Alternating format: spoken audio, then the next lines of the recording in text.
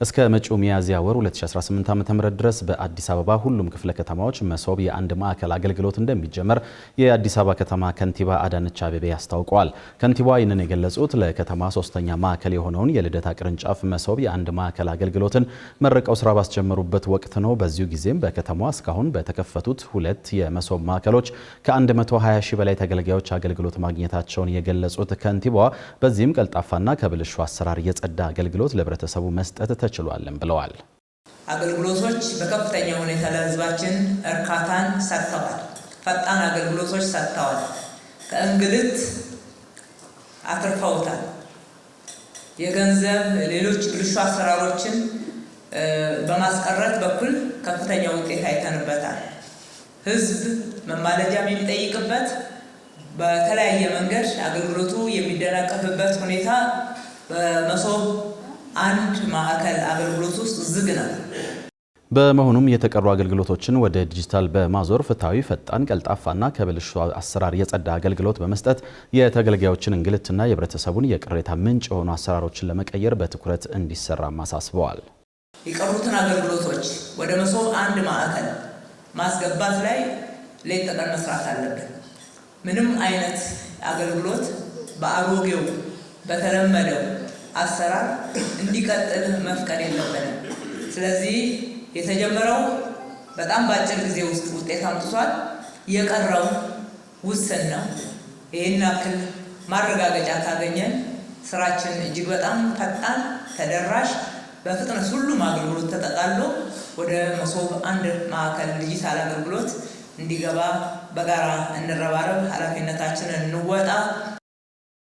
7 ወለሎች ባሉት ህንፃ ላይ አገልግሎት መስጠት የጀመረው አዲሱ የልደታ ቅርንጫፍ መሶብ የአንድ ማዕከል አገልግሎት 69 ተገልጋዮችን በአንድ ጊዜ ማስተናገድ የሚችሉ መስኮቶች ያሉት ሲሆን በ20 ተቋማት ውስጥ የሚሰጡ 112 አገልግሎቶችን በመስጠት ነው ወደ ስራ የገባውም ተብሏል። ሰባተኛውን ጠቅላላ ሀገራዊ ምርጫ ሰላማዊ የሆነ የፖለቲካ እንቅስቃሴ እንዲኖረው ለማስቻል ለህግ አስከባሪ አካላት የተዘጋጀ የአሰልጣኞች ስልጠና እየተካሄደ ስለመሆኑ ተነግሯል።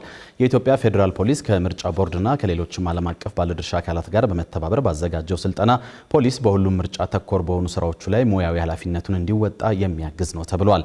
የጸጥታ አካላቱ ከ200 ሺህ በላይ የምርጫ አስፈጻሚዎችና በርካታ የብሔራዊ ምርጫ ቦርድ ንብረቶችን ደህንነት ከመጠበቅ አንስቶ ከምርጫው ጋር የተገናኙ ማንኛውም አይነት የወንጀል ተግባራትን በመከላከል ዙሪያ እንዲሰሩ እንደሚጠበቅም ተነግሯል። ይህ ስልጠና ሶስቱም የምርጫ ምዕራፎች ሰላምና ደህንነታቸው እንዲጠበቅ በማድረግ የጸጥታ ስጋቶችን ቀድሞ ለመከላከል የሚያስችል አቅም የሚፈጥር መሆኑ ነው የተነገረው። ስልጠናው እንደ ብሔራዊ ምርጫ ቦርድና ሰብአዊ መብቶች ኮሚሽን ካሉ ተቋማት ጋር በመተባበር ተግባራዊ ክህሎት እንዲኖርና ይህ ክህሎትም እስከ ታችኛው የፖሊስ መዋቅር ድረስ እንዲወርድ ይሰራል ተብሏል። መረጃውን ከፌዴራል ፖሊስ አግኝተነዋል።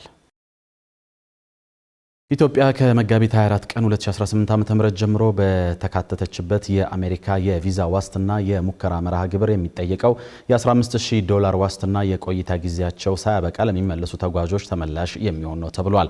በኢትዮጵያ የአሜሪካ ኤምባሲ ባወጣው ማብራሪያ ይህንን ዋስትና የሚጠየቁት ለንግድ ወይም ደግሞ ለጉብኝት B1 ወይም B2 ለተባለው ቪዛ ብቁ ሆነው የተገኙ አመልካቾች መሆናቸውንም ጠቅሷል።